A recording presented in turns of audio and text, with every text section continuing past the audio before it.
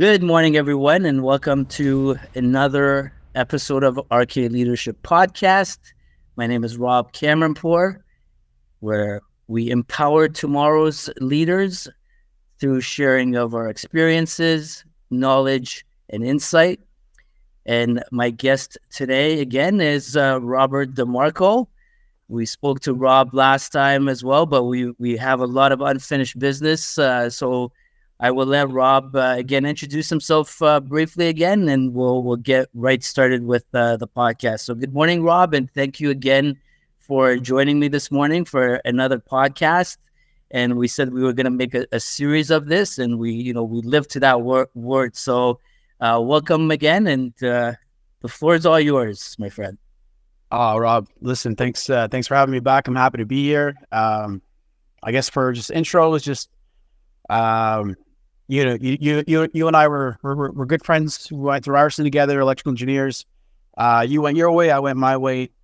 I joined the Navy, had a great career. And since then, I've been taking on the semi-retired life a little bit. And, I'd say the last 2 years has been very, spiritual journey. I've got a lot of insight, and I'm just happy to share the way I see the world. I'm not saying I'm right 100% of the time, but I feel like I got a lot of good stuff to share and a good outlook on life. Awesome. We definitely want to get into that spirituality part a little bit later on in the podcast, but I do want to start off with, again, we didn't get a really chance to talk about leadership in the last podcast, and I wanted to discuss that topic with you first today, and what leadership means to you. What is your unconventional definition of leadership, and how is leadership applied?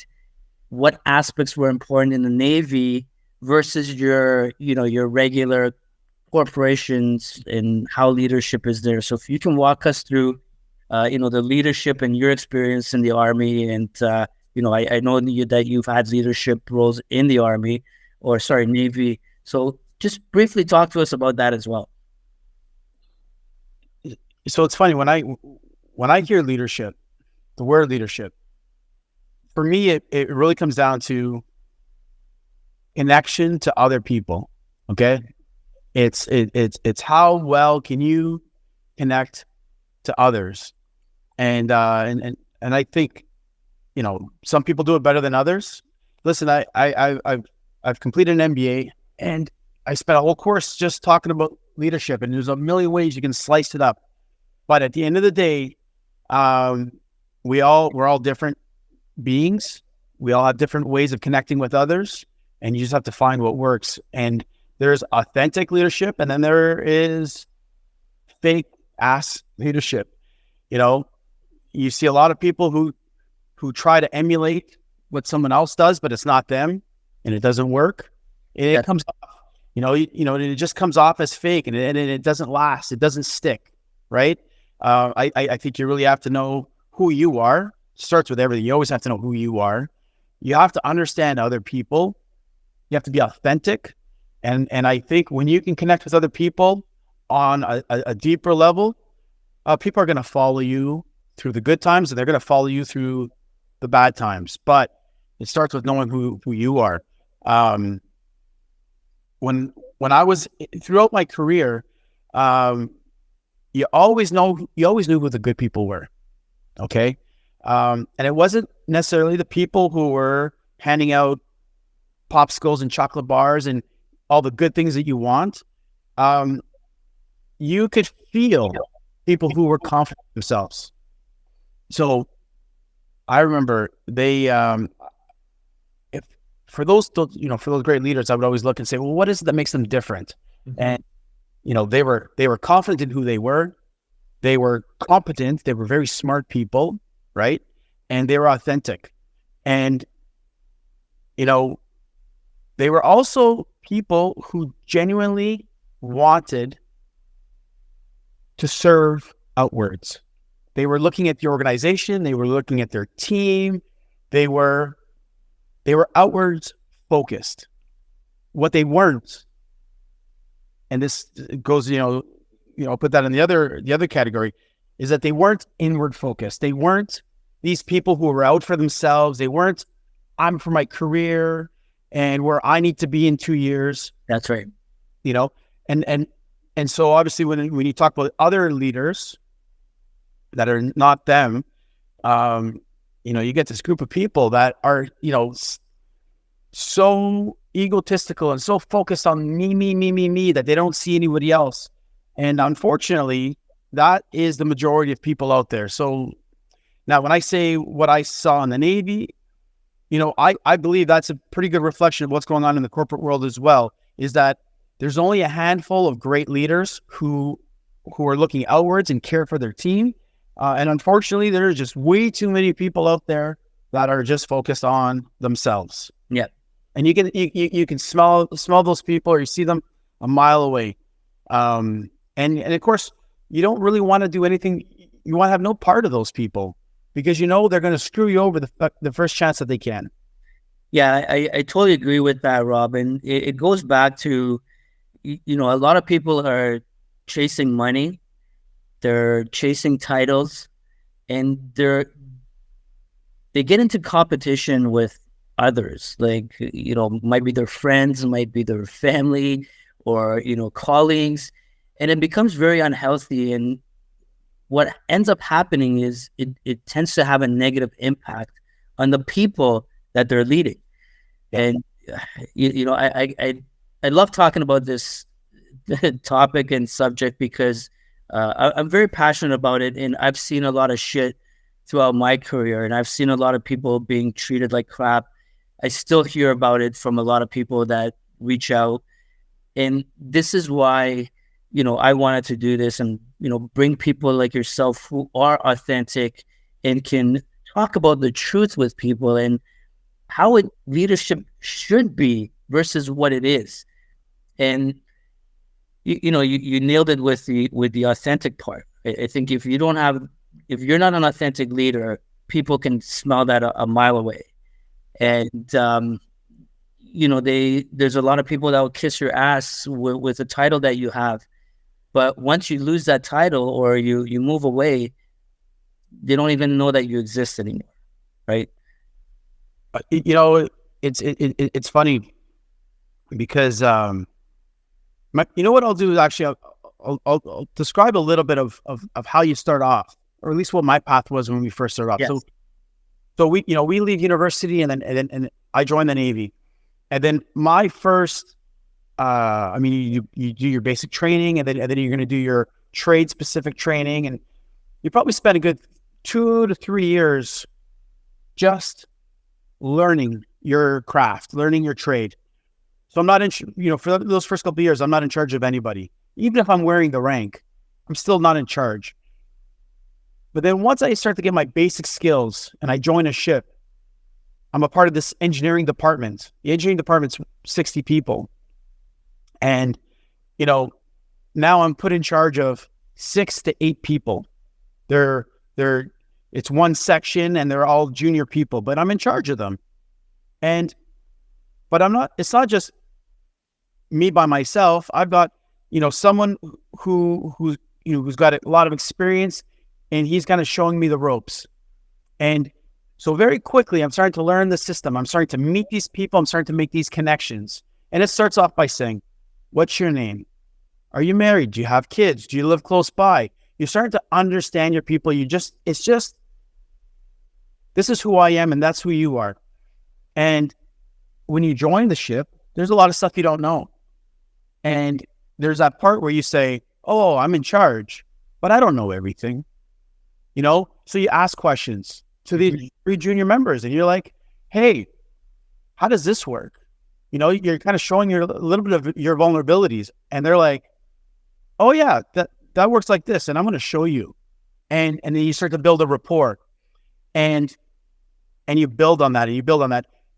Your willingness to show that you don't know everything, or your ability to ask for help. That's right.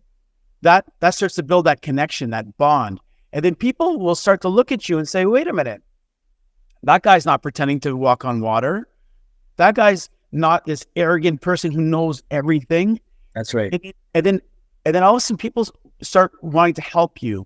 and people start following you. And then you start to say, hey, listen, I got this thing over here. I could really use a hand. And they're like, hold on, let me go call some people, and we're going to do this. And so that's the start of it. Later on in my career, you start moving up, and now you're the assistant head of department. So now you're in charge of maybe, I don't know, 30 people. Eventually you become head of department. You're in charge of 60 people. And it's not, I'm not throwing numbers around to try to inflate an ego here. It's just to say is that as you start moving on in your career, you are connected to a lot of people. That's right. And if you're an authentic leader and you genuinely care about people, people will naturally start following you, but it comes with you showing your true self. I feel that goes a long way. And I feel a lot of people are too afraid to show their vulnerabilities, to show that they don't know something. Absolutely. And I want to touch on that a little further, Rob. So I personally believe there's a huge misconception out there that your leaders have to be your subject matter experts, which to me, it's something I don't personally believe in, because as a leader, you're supposed to be a people leader. You need to understand and know how to lead people. You've got the people that are doing the work. They're closest to the work. So right. They are your subject matter experts. Yeah. Those are the people that you develop to turn into your subject matter experts. And as a result, you ask them questions and they teach you stuff. And I'm not saying, you walk in not knowing anything, but you are not supposed to be the guru of knowing how to do everything, because then you start micromanaging people. Right. You start holding their hands. Now you catch yourself doing all the work, and you don't have those delegation skills because you don't trust your team to be capable and competent to do that work, and you're taking all the work yourself. Yeah. It's funny. So on a warship, there's this room. It's called the machinery control room, and it's kind of like the hub of operating all the ship's engines, and then that's when something's not going right. There'll be an alarm, and say like engineering emergency, and everyone's gonna kind of go to this one space. And so as the engineer of the ship, that's where you go, and you're looking at all the alarm pages that are coming up, and you want to get a good grasp of what's the issue. What are the symptoms, like what warnings have come up, and then you start to formulate a plan in terms of, okay, well, what are our redundancies, and how's this going to impact our operations, and then essentially, how are we going to fix this, and what am I going to go tell the captain of the ship? And I'll tell you, every time I would go down to this machinery control room that there was a problem, I would come down and I would start generating things in my head. Okay, well, what could it be? It could be this, and this, and this, and this, and this. And even, after like 2 years and you really become the expert, I always approach it the same way. I would come in and I would be central there, and I would look at the team and I'd say, what do we have? And regardless of what my preconception was, I listened to the team. And then I got the core members together and started saying, all right, well, what should we do about it? And I asked the question, what should we do about it? And I let them feed into it, But I've seen other people in that same situation who are so smart, who come in and they say, this is what's wrong, and this is what we're going to go do, and blah, blah, blah. And you know what that does? It makes all of your team feel useless, and they don't feel engaged. They don't feel part, and they start shutting down. And they're like, of course, he's just going to come in and tell us whatever. And you don't want that. You don't. You need to be competent enough so that if they're feeding you bullshit, you can call them on their bullshit. Exactly. But it's this whole village. Everyone's kind of contributing, and they're all a part of it. And that's where the magic really happens. And that's what you want, right? Absolutely. And I do want to throw this one thing in. I remember when I was really junior, I said to myself this thing, I don't know why I did, but I said success for me as a leader is going to be one day, 20 years from now, when I'm no longer in this job, wearing this rank and have this power over people, that if I see anyone that I've ever crossed paths with, that if they genuinely want to see me later on in my life, and they want to come over and shake my hand or say hi or have a coffee, that would be success, because I maintain an actual connection, a relationship, and those people aren't coming to say hi to me because they have to, but it's because they want to. That's right. That was something that very early in my career, I always said that it was more about the connection, not about how I'm fucking hammering down power over somebody. And I will say, and you know, my brother who now lives in Halifax with me, he's like, what is it, man? He's like, you know, everybody, you know, and we're walking out in town, and you'll be at Costco, or you'll be here, you'll be there, and someone will come over and be like, hey, I haven't seen you in a long time. How are you? You know, and like, and they'll know this, you're retired now, you know, and I'll ask, are you still in, or what are you doing? What rank are you? And you still loving it? And then we could just talk, and we just talk, and it's beautiful. That's right. Because that's what it is that you foster a beautiful relationship. That's what leadership, it starts with that. And if you don't have that, you know, and believe me, there's some people that weren't the greatest of leaders. Believe me, if I see them, I'm crossing the road. I don't want to cross paths. I don't, you know, even though I'm a very positive person, I just don't want that negative energy. You know, I just, exactly. You know. Yeah. No, it's funny. You know, the same concept happens in the corporate world. Just like you said, in that situation room, you know, we have the boardroom in the corporate world where, you know, you sit, there's issues that you talk about. And just going back to exactly what you mentioned, you have leaders who wait and they question and they wait for everyone around the room to answer before they give their input. And then you've got leaders who, before anyone else gets a chance to talk, they'll come up with the solution. So do you think you're going to fight or go against your manager's solution or what they want to implement? No, you sit there quietly, you become fully disengaged. And like you said, you now expect them to be having the solutions to everything. So why even put in the effort to try to think and come up and be creative, right? Yeah. And that's the environment you want to create as a leader, is that safe environment where you let people thrive and fail. Yeah.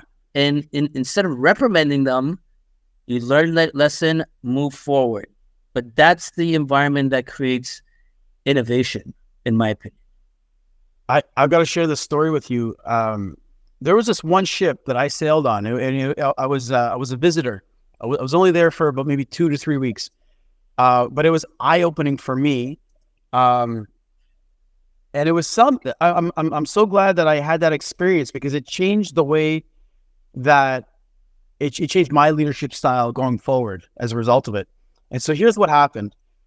I joined this ship, and the captain of that ship looked at all of his key members, and he treated them all as if they were already one level ahead of where they were. Okay, so if someone was an engineer, he talked to that person as if they were already promoted and they were already capable of being a senior engineer in the fleet. Nice. He didn't look at them as just the ship engineer. He looked at them as the fleet engineer.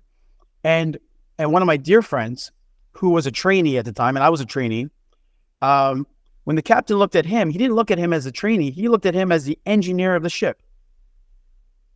And so, of course, because I'm joining them, and of course they've been operating like this for a long time, is that all the people on that team were already walking around. They believed in themselves. Yeah. My friend didn't walk around like he was a trainee. He walked around like he was the engineer of the ship. Yeah, confidence. And this was all because of the way that the captain saw and treated his team. Yep. He treated them as if they were all higher than they already were. And So it wasn't like, oh, sorry, you're only a trainee, we can't have this discussion. It's like, hey, buddy, come over here. Like you know, what would you do in this situation? He's like, well, I think I would do this. He's like, oh, that's wonderful. Well, you know, what if this happened? And all of a sudden now my friend wasn't operating in this space of just being a trainee. He's getting real life experience as a ship's engineer. And then of course that changed everything for me, because now after that, I always treated my team the same way. And I thought there was so much value in giving them the space to grow into this spot. Yeah, you build their confidence level, their morale. Like it does wonders. It's if you understand human psychology, it absolutely, it'll blow you away what leaders are capable of doing to people. So And if you know your people, if you believe in your people, yes, that there was a lot of times where I'd have junior members, so when I say junior members, it's someone who is a technician on this one piece of machinery, and they become the expert, and I would come down and I would ask questions and say, so how does this pump work? Or like tell me more about this reverse osmosis, the treatment plant. Like how does this, and then all of a sudden you just see them come to life because they have all this knowledge. Yes. And then I'll say, well, I've got this problem on this other piece of machinery. Can you come and help? And they'll be like, no, like this is all I don't have my training for the other stuff. I'm like, I know you don't, but you're a very smart, capable person. And I've got a problem over here, and I want to know what you think. Now that person knows that I believe in them. That connection is there. Yes. And okay, well, I'm not the expert, but yeah, I'll come take a look at that. And all of a sudden now you've got all these people who have bought in, and they're following you naturally. You're not pulling them. That's right. And now you're tackling a new problem, and there's a whole bunch of people there working with you, and they're working with you because they want to help you. Yes. And that's beautiful. That's right. So one of the issues with leadership and the way I've seen things, Rob, is, and I want to get your thoughts on this, is when you started a leadership role, you started with the Navy, you had, few years of training as an engineer, I take it. How were you put in a leadership role, and were you provided with training prior to getting into the leadership role, or did you receive training afterwards? Did you have a coaching and mentorship during your phase of leadership? Or what are your thoughts in terms of the approach in how people get into leadership roles? Should they be trained and understand at least some fundamentals of leadership versus just throwing them into the fire and saying, you're on your own, go ahead and let's see what you got? So it's funny. I mean, I love my experience. For us, it was a bit of a mixed bag because, so for example, when I was a divisional officer, I was the officer in charge of, say, 6 people. Okay. Now, divisional officer means that if something's going on with the members, I'm there to help them on their behalf. Now, there's staff work. Okay. So, if they have a disciplinary issue, okay, I'm going to be involved with that. If they're having, drug and alcohol issues, gambling issues, if there's going to be medical issues, problems at home, something that's going to impact their sailing, those are all things that I'm going to be a part of. Now, in terms of how was I prepared, some of my training coming up would say, well, if you have a member who's having a financial issue, you would direct them to go see this expert. If they're having a drug problem, okay, this is the path in terms of what's available and the things that you would look at. But I was never solving their drug problem. I was always pointing to them and saying, okay, well, in accordance with this situation, you need to go see this person. And so it was always knowing where to point them to get the help that they needed, right? So either it's a hospital or it's financial services or a lawyer, but they're not going alone. You're there with them, right? That's the key thing is knowing that as the leader, even if you're pointing them in the run in a direction, you're not saying go up that alley by yourself. I'm walking there with them. We're in this together. The good thing is that it wasn't just me who was in charge of 6 people.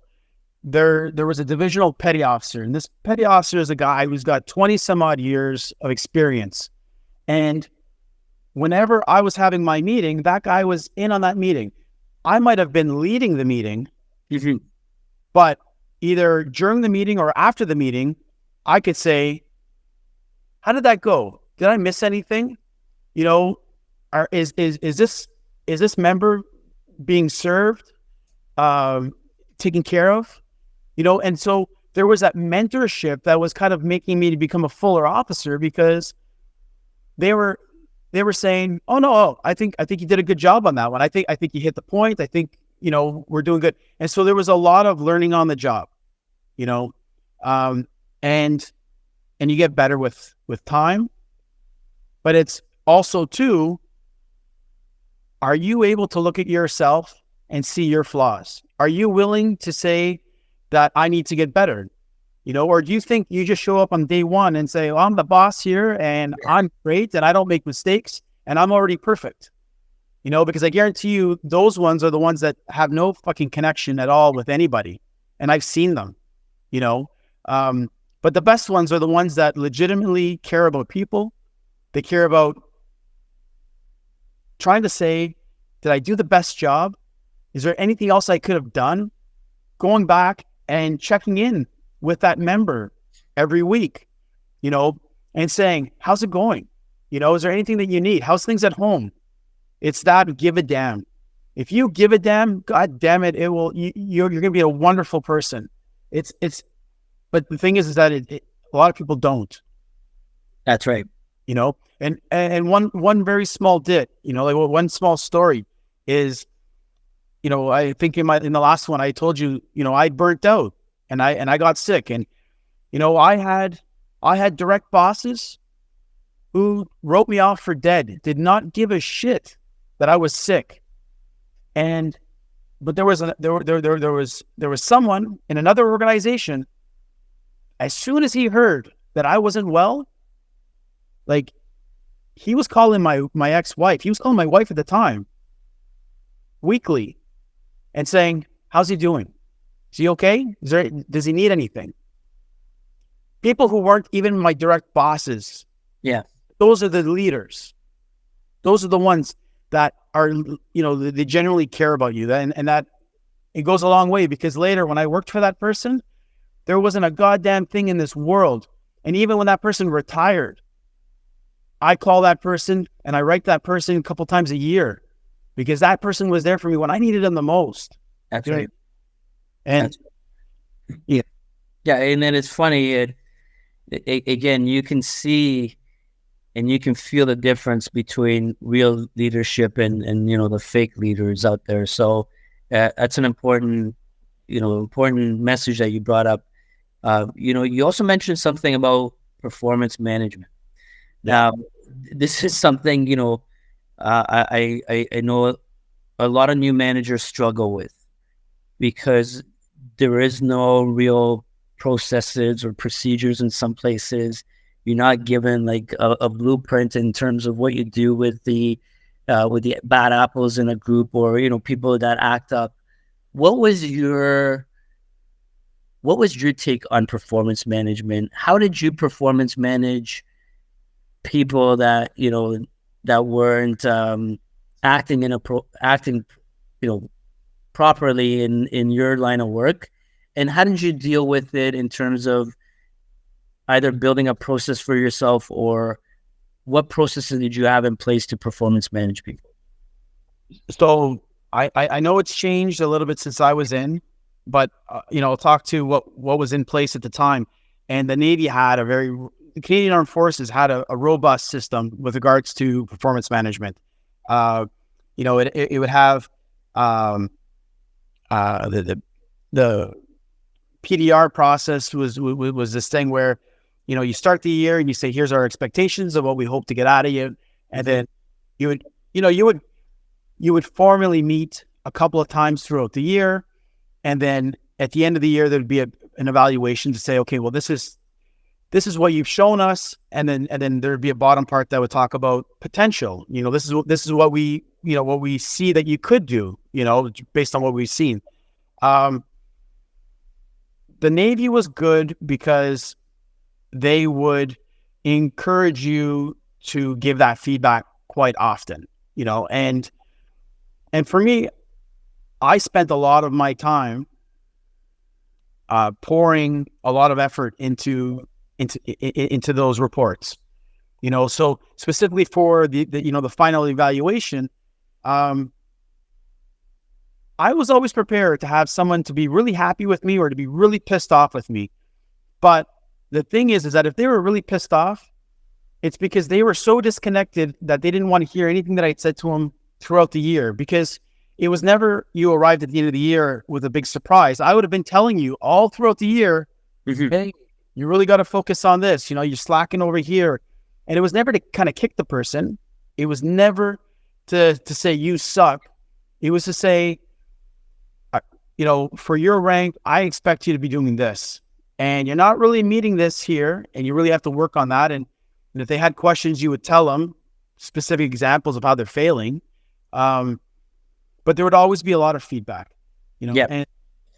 And then, because the promotions are all based on these evaluations. And so I would spend tons and tons and tons of hours, and when I would be doing these evaluations, and I would swear by it. I would say, everything in my being, I am being as honest as possible. If you're wonderful here, I'm giving you wonderful. If you sucked, you sucked. And I was telling you exactly how it was. And, I've never used my power to try to overinflate somebody to get them a promotion that they didn't deserve.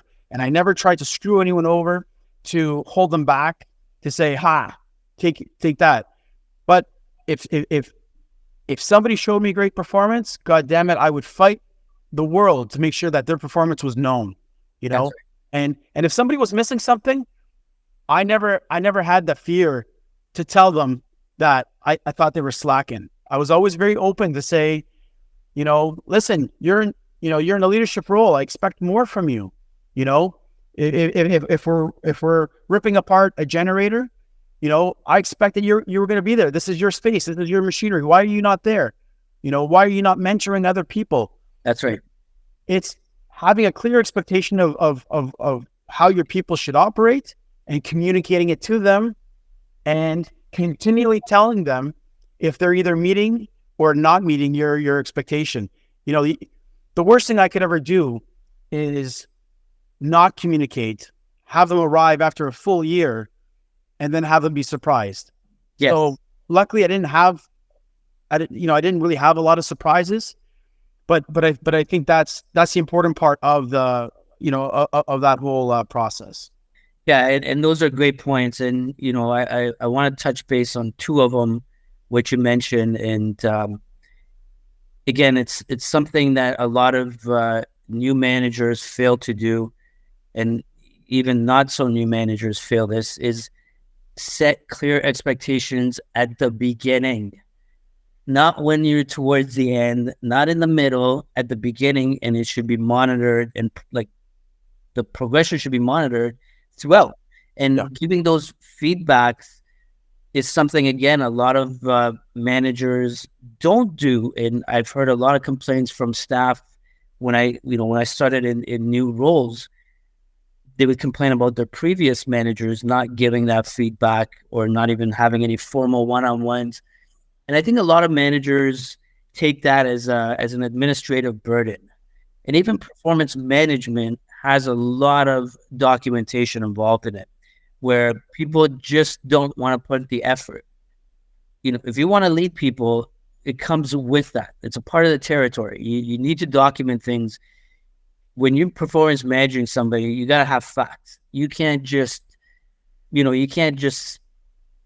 give them shit because of hearsay, because somebody else said, you didn't perform well. You need to have your facts straight. And the other thing is, I don't know if, what would you do if somebody's underperforming? Do you now put a development plan for them? Yes. You get them the extra training, or is it right away to, you reprimand them? No. I guess the very first thing that comes to my mind is I have to tell you is that, put yourself in their shoes. Yes. And how do you want to be treated yourself if I was there?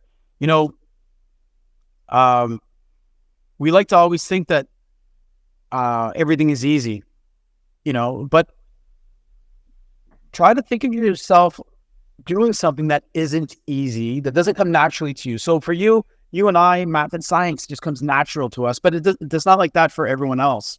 But for me, like if I was going to go learn to speak Russian, like that's not going to come easy to me. Right. And so I think if I was going to be reprimanding someone who's having a difficulty, I can't look at that and say, come on, man, it's just like learning math. It's so easy. I have to look at it and say, it's like me learning Russian, to say, ooh, there's some obstacles here. That's right.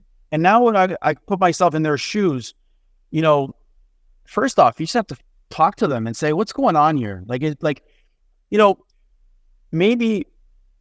the issue that they're having has nothing to do with their ability to learn, because maybe they have a financial issue at home. They're in debt, or they're going through a divorce, or they have a family member who's dying. So it really starts off by saying, what's going on? What am I not tracking?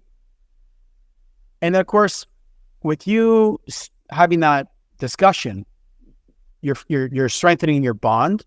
Yes. They're opening up. They're telling you what's going on. You have a better understanding. And then when you say, oh, okay, so we got financial issues. Okay, well, we can't fix this problem until we fix this other thing over here, So let's get that sorted out. Now that's sorted out. All right, let's come back to over here. What is it that's really holding you back? What are you finding a hard time? Listen to what they're saying. Listen. Yes. And then if they say, I'm struggling with this. Okay, well, can I get him more training? Can I get him more support, more resources? And then yes, you're going to document, and say, okay, well, on this day there was this problem. We've done this, we've done this, we've done this. And there's the whole, there's the whole big picture to it. And then later, when someone else is going to come back and take a look, they're going to say, okay, well, there's a story that's attached to it. It wasn't, I just ignored this person sucked, and we need to discipline this person and get them out. No. Yes. And I think that a lot of people who are very quick to do that. And that's where as a leader, that's where you're failing people. You have to invest in them, and by investing in them, then they're going to invest into you. Yes. It's not the other way around. Yeah. And I think that quick judgment is something that a lot of people fail, not just in leadership, but in life itself. We're so quick to judge others based on that book cover without, going through the chapters and reading the book. And I think that's vital. And it's a vital mistake in a leadership role. And another aspect you can look at is, and I've seen this happen even in my own cases, is the individual in the right role, right? Yeah. Maybe they're a better fit in another part of the organization. Maybe they're a better fit within another area of your department. You really know your people's strengths and what their opportunities for improvements are. And I think knowing their strengths and where they'd be really valuable and what they really love to do, is anybody asking them those questions? Yeah. Right? Yeah. And just one last thing I want to throw in there is that you have to remember is that, like, when I was on shift, I wasn't necessarily, I was at times, but that was more just me wanting to gravitate closer to my team. I wasn't necessarily the person who was fixing the engines and fixing stuff and doing all the repairs. It was my team, right? And it's in my best interest to be tracking what all of my guys and women, what they're doing, so that when I see them the next day, we say, hey, I know you were working on that boat, like on that rib. Thank you for doing that. I appreciate what you were doing. It doesn't, even though I might not, I was maybe standing there, maybe they didn't see me, or maybe I was in meetings all day and I couldn't be there, but I knew exactly who was doing what. It's that awareness. It's not taking anything for granted. And then so later, when I'm talking to someone about one of these workers, I could say, oh yeah, Abel Simmons, so-and-so, he did this or she did that and this and this and this. And it's that awareness. And then of course, when it comes time to doing that evaluation, you're sitting there with this beautiful magical pen and you're saying, in this operation, in this time, this person was out in the rain and was fixing this engine and doing all this stuff. And that was my role. Yes. I wasn't the person holding the wrench fixing, but I'm the person holding the pen, making sure that everything that they ever did was documented. That's right. To support them to go on, and it was never in my interest to hold them back because I don't want to lose that person because I need that person a part of my team. No, you want everybody to thrive and then new people come up and those people get good and they get great and they keep moving on. That's right. But sometimes you see people, they want to hold people down and be like, oh, I don't want to lose this guy because this guy is so good. No, you can't. You have to serve them the best you can. And as a leader, it really comes down to documenting and support their progress. So why do you think, Rob, that they want to hold those people because they're good at what they're doing? There's a lot of people who want, they get comfortable and they just want to hold on to people. So they're doing all the work.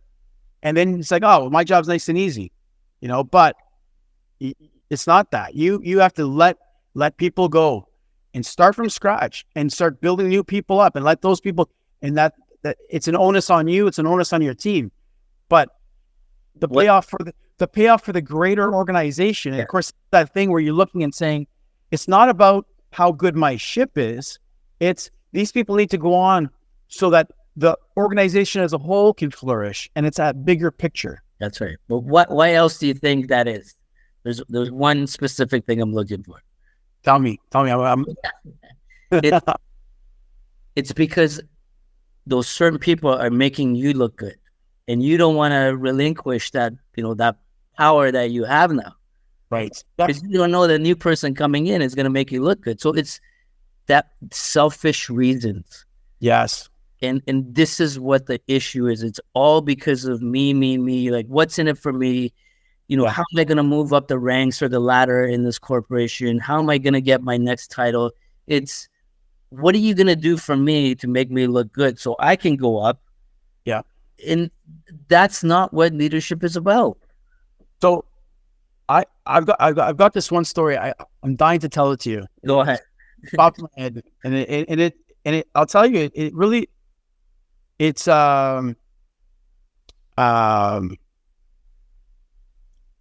it really shows you where you are in this world. Okay. It's very humbling. That's the word I was looking for. It's humbling. Okay. So I did all of my Navy training, on the coast, and I was very keen. I was firing on all cylinders. I was just taking life by the horns, and I loved every moment of it. I really did. And then I hit my qualification where they said, okay, now you are capable of being, the head engineer of a warship. Here's your certificate. You've earned it, and it's quite the process to get to that point. You have to walk into a room where there's 4 or 5 people who are on a board, and you have to draw a system. You have to know all 16 systems you're responsible for, and they grill you for about 4 hours. Wow. And at the end of that 4 hours, at least at that time, it wasn't just a gimme of, well, here's your thing. You had to prove beyond doubt that you were competent, that you could think on your feet, and they wanted to see how you were. And so I got that qualification, and then I took a job inland. I went to go teach at the Canadian Forces Leadership and Recruit School, which was its own wonderful thing, but it was away from the Navy. It was away from engineering for 3 whole years. And then now, after 3 years, I come back and I'm the engineer of a ship. And Rob, I'll tell you, there was a moment of like, I've been gone for 3 years. I'm not, yes, I'm going to brush up on my things, but I'm not nearly as sharp as I was, not compared to my peers who might have stayed on the coast. They might have stayed in the Navy, stayed in the engineering community and all this stuff. And my very first time at sea, or maybe it was like the first 2 weeks of being at sea, I had this most embarrassing thing happen to me where one of our breathing air compressors they expired. They weren't serviced. Now, was it my fault? 100% it was my fault. You know why it was my fault is because I was responsible for the department and that fell under me. So it's my fault. Now, it's easy. I could have gone to anybody to try to plead my case, to try to hold on to my beautiful image of, well, I just got here, and here's all my list of excuses of how it's not my fault. I didn't have that opportunity. It was egg on my face. I just arrived and I had to suck it up, sweetheart, and so now I'm embarrassed. And I wrote an email to all the engineers of all the other ships. And I shared with them my embarrassing story, this part. And it was like, well, this happened and it sucked. And it happened to me. But I'm going to write to you guys, and you probably already know this, but in case you don't know this, is that this is what happened, and you might want to look into this yourself and save yourself some future pain. And it was very humbling because it was me showing that I wasn't perfect, that I made a mistake. And you know what happened as a result of it? It wasn't a whole bunch of people laughing at me saying, oh, you suck, you're a horrible person. It was people saying, thanks so much. I never even thought about that. I'm going to go take a look at this. Yes. And then all of a sudden the emails started coming in from other people sharing their issues. And now we had this community of people who were not walking around being perfect, saying nothing to see here. You had a whole bunch of people saying, here's how I screwed up, and I'm sharing it. And it was the most beautiful thing ever, and I don't know. I found that a lot of my strength and my beauty came from exploiting my vulnerabilities and not pretending to be perfect, and that sharing your story goes a long way, because all of a sudden now people look and say, wait a minute, that guy's a real human being. Yeah. I was just going to say that. Yeah. A title or a rank doesn't make you different in terms of being more human than someone else, right? And something I always tell my employees and a lot of people that, in my career, when you walk out, and I always look at things from a corporation aspect. So when somebody has, let's say, a CEO, CFO, any title in any big title in a corporation, and you've got somebody that's the, your employee who is closest to the work, when you walk out those doors at 4:30, 5 o'clock, those titles don't mean anything on the street. Right. It's meaningless. You are the same person walking to the subway, to the car, taking your bike, however you're commuting back and forth, you're going to your families. You're the same human being. Yeah. Nobody walks in the street knowing you as, Joe, the CEO of this company. Right. They just see you as an individual walking down the street. So you cannot let those titles get in your head, and you cannot mistreat people because of your rank. Yeah. Right. Yeah. And because at the end of the day, that person sitting across you is somebody's father, mother, son, daughter, aunt, uncle, you name it. And they're the human aspect of you cannot put people down, and you can't belittle people, and you can't treat people like shit because you now have authority. Yeah. And that's a great story that you share, because it also goes to showing that we should be sharing more of our knowledge and experiences together so we can help build each other up. But we always try to shit on each other, and it's this big competition in terms of, who's going to climb up faster. Yeah. And you know what? I'll tell you, hands down, that was the way. This was the way, was to be open to yourself, Yeah, honest with yourself, honest with the community, of a mistake, of what you don't know. You know, like if I was to go down into space and get, let's say go to the gas turbine, and we're doing some maintenance on the gas turbine. If I'm going to be arrogant or pretend to myself that I know everything and say, "Oh no, I can't ask a question because people are going to think that I don't know something." Well, that's okay. Well, now I'm just going to just know what I know, but there's going to be a whole bunch of pockets of things that I don't know, but I'm too afraid to acknowledge those things, so I'm going to ignore them.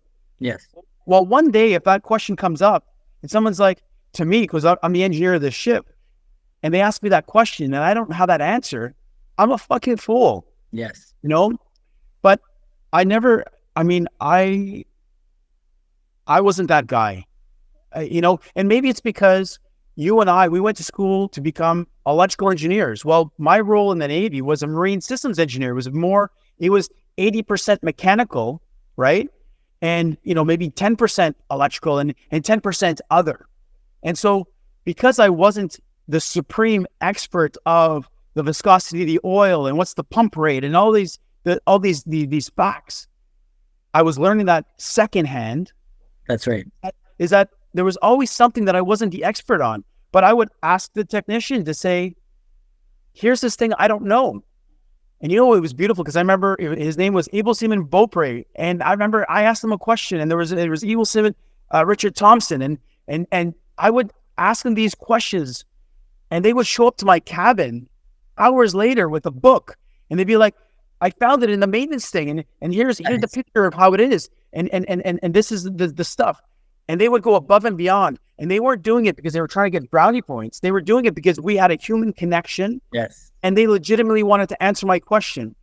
And I don't think they ever walked away saying, "How is that guy the boss? How does that guy not know this?"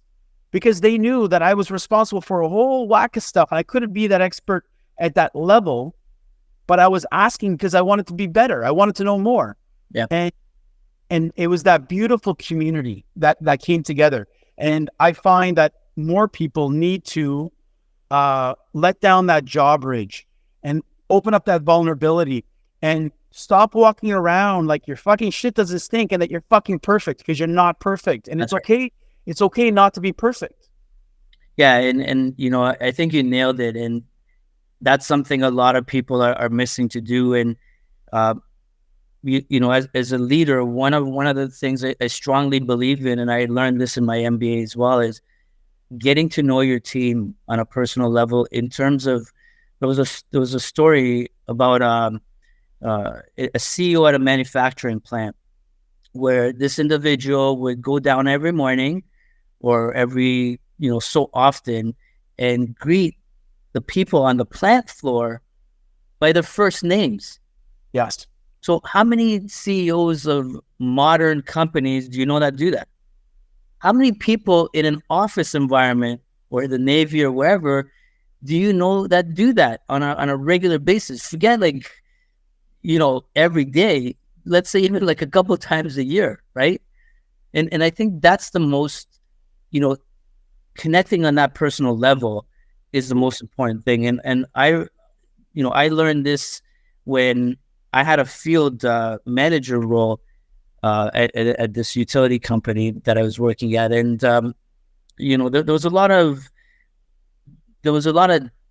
dislike against management because of it was always like us versus them kind of mentality, and they'd been reprimanded quite a bit in the past. It was a unionized environment, so when I got there, again, there's so many equipment in the utility world that you can't be an expert in everything. You cannot know the ins and outs and everything.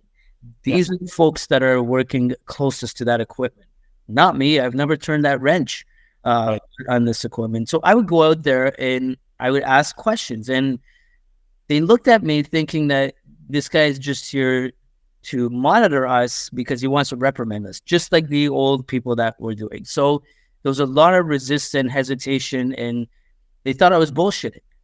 Right. Until I did this consistently. Yeah. And it's funny because what you said resonated with me. When I started doing that, they would come to my office and take me and say, Rob, come with me. I want to show you something. Yes. And they would, while they were working on this, they would explain in like details that would blow my mind away, because just like 6 months passed, these people didn't even want to talk to me. And you know what, man? It takes time. Mm-hmm. It takes time for people to believe you, to trust you, Trust. to give you a shot. And the thing is that, you know, you don't take anything for granted. And I think that's a life example, but I mean, specifically in the workplace, is that, you know, you work forever to build trust and to build a relationship, and, you know, and you don't ever take it for granted. You just can't. I found that and granted, it sounds weird saying this, but it's 100% true. I wasn't just me. I wasn't just a good person to the people in my department because they could do something for me. That's right. Okay. If I knew everybody's first and last name in my department, and if they were married or not, or if they had kids, or where they lived, or what courses they've done, or any little tidbit of information. Granted, this is how I am. I have a big, in my mind, it's this big whiteboard, and I see pictures, and I can just keep adding to people, whatever they share with me. It keeps adding and keeps adding and keeps adding. And so I have this beautiful directory. Even now, 20 years later, I have all this information that's in my head of all these people that I've sailed with, or that I've worked with, that I've known. But the thing is that I did that with my department, but on a ship, there's 225 people. I did that with everybody. And then, if anything, one day, maybe someone would look and say, wait a minute, that guy is authentic to who he is. He is like that with his people. He's with that with his, not his people. He is genuinely, that's the person that he is. You have to be. And you know, so it's like, I'm not being nice to you because I'm trying to get something. Yeah. I'm authentically curious. I want to have a connection. Yeah. You know, I want our department to thrive, but I want this ship to thrive. That's right. Know? And that's that outwards look. You know, it's not just about me and how am I going to benefit from all of this? Yeah. And Robbie, you cannot change that from real life to your work or corporate life. You can't change hats like that. You cannot be an asshole in your day-to-day life and then open this door, and now you're this wonderful person. It doesn't happen like that. That authenticity sticks with you. I'm confident that if I took any one of the guys that we went to university with, and I took any one of my superiors in the Navy, and I took any one of the guys that were part of my team, and you put all those people in the same room to talk about me, they would all talk about the same person. That's right. You know, and it wasn't because I was in charge, or I was at this point in my career, or this, that. It's just, I am who I am, and I feel like I am that same person outwards to everyone. But that's good though, because that means when I'm operating 100% from here. I'm not pretending to be somebody else half of the time. Yep. No, I can vouch for that, knowing you for over 20 years. And, you're the same character from, the Rob I knew in university. But I think what's changed about you is, I personally believe that you've become a better person for yourself, and you found who you really are. And going through that spirituality journey has just brought out the even a greater sense of who Rob is. Yeah. And it takes time, it takes time to really know yourself, to be able to be aware of your ego, to acknowledge your gaps, what you don't know. Yes. To be humble. I'll be honest with you. When that thing happened on ship, when I first got there, I was like, oh my God, I'm screwed, and there was this huge thing inside of me. It was like, and it was a very human thing, and I acknowledged it, was, how can I cover this up? How can I try to minimize, the damage? It was, because it was like a self-preservation. There was this thing that came inside me of like, oh my God. But, and, we talked about it earlier, when you surrender to the fact that whatever is done is done. Yes. When you surrender the fact that I don't have control over this, there's no sweeping this under the rug. There's no way to put lipstick on this pig to make it all beautiful. Yeah. You surrender yourself to say that I'm human, that this happened, and we're going to move forward. And now I'm going to double down, and I'm going to share this with everyone. So I'm going to help other people to say that, to help them. And then the outcome was more beautiful than I could have ever imagined. That's right. That's right. So instead of you looking at it from a negative perspective, you twisted this and you made it into something more positive. And as a result, it opened your eyes to see, look, no one's going to judge you for making that mistake. In fact, like, you're helping now a lot of people avoid making that mistake that could be costly. So I think you did the best thing, and that's great. Is you being a leader doing that. Yeah. Now, before we wrap things up, as we've come across the hour mark, I want you to leave us with, in terms of leadership and your leadership experience, what did you fear the most as a leader? It's great that you said that, because I mean, and we're gonna need a lot of time to just talk about fear.